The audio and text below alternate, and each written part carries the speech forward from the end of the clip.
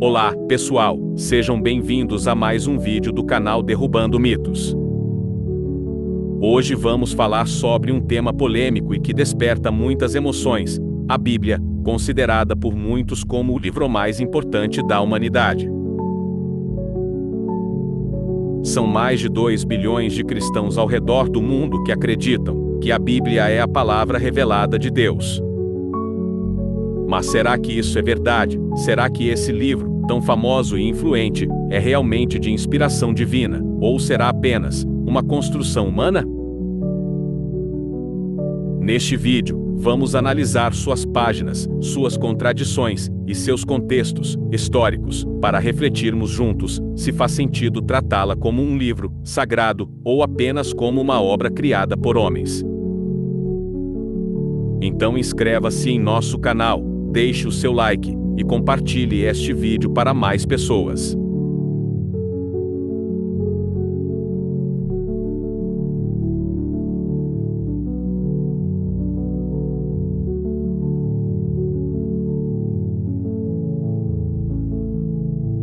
Agora vamos entrar em um ponto muito importante. Afinal, quem escreveu a Bíblia?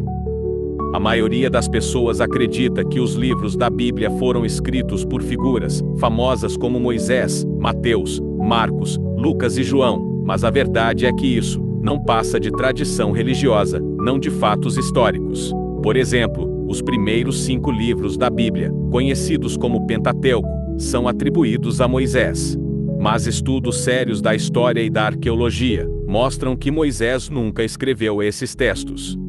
Na verdade, eles foram escritos séculos depois, por autores anônimos, que reuniram diferentes tradições e lendas do povo de Israel.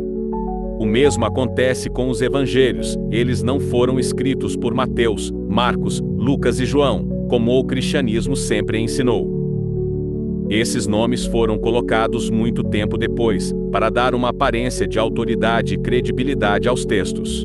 A verdade é que os autores dos evangelhos também são anônimos, e ninguém sabe exatamente quem foram. Isso significa que as bases do cristianismo estão apoiadas em textos de autoria desconhecida. Pessoas anônimas escreveram histórias, muitas vezes copiadas ou adaptadas de outras culturas antigas, e só depois elas foram organizadas, editadas e atribuídas a nomes importantes para dar mais peso religioso.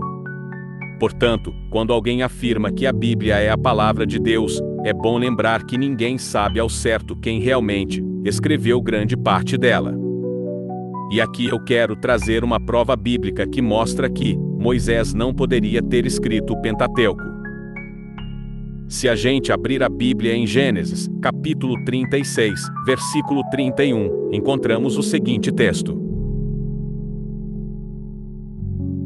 Estes são os reis que reinaram na terra de Edom, antes que reinasse algum rei sobre os filhos de Israel.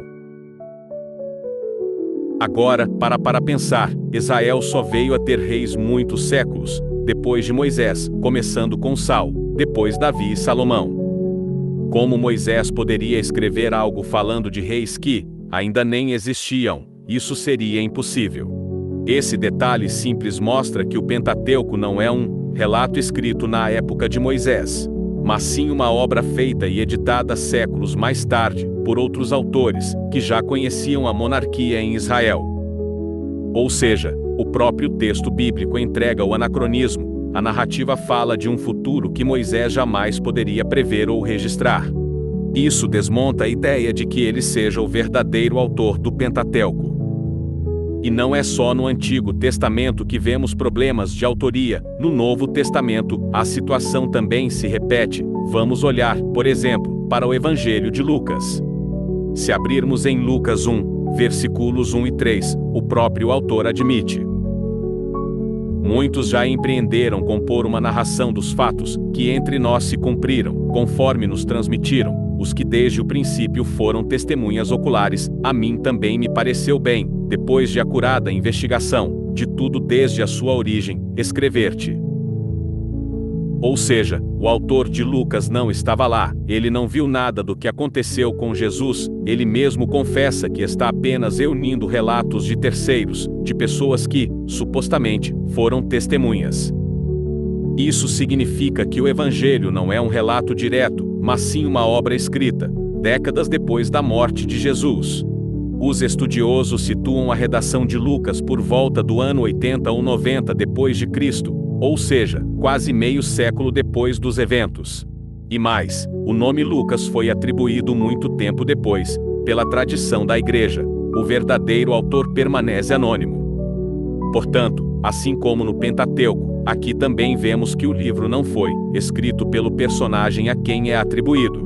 O Evangelho de Lucas é uma composição tardia, baseada em fontes orais e escritas, que circularam décadas depois dos acontecimentos, e não o testemunho de alguém que caminhou com Jesus.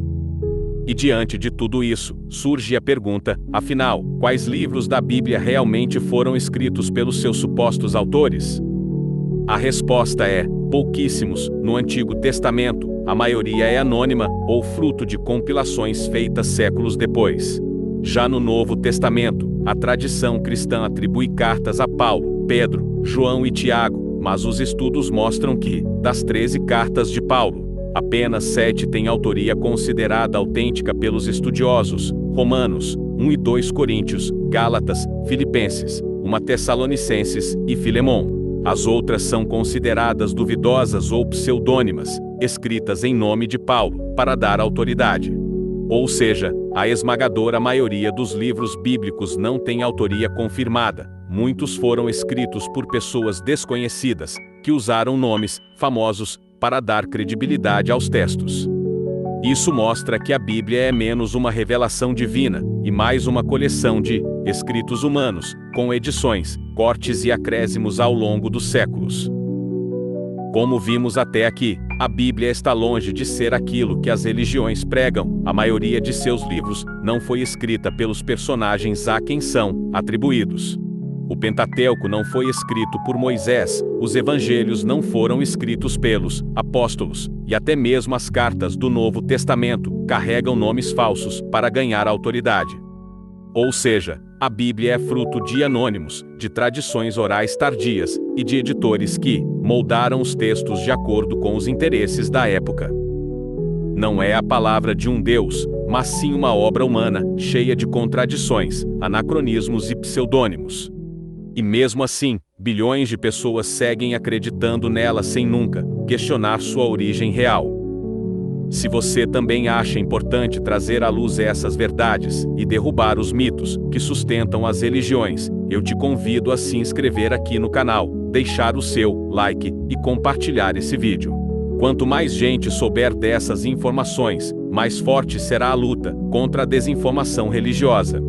Aguarde a continuação desta série de vídeos. Até a próxima. Obrigado a todos.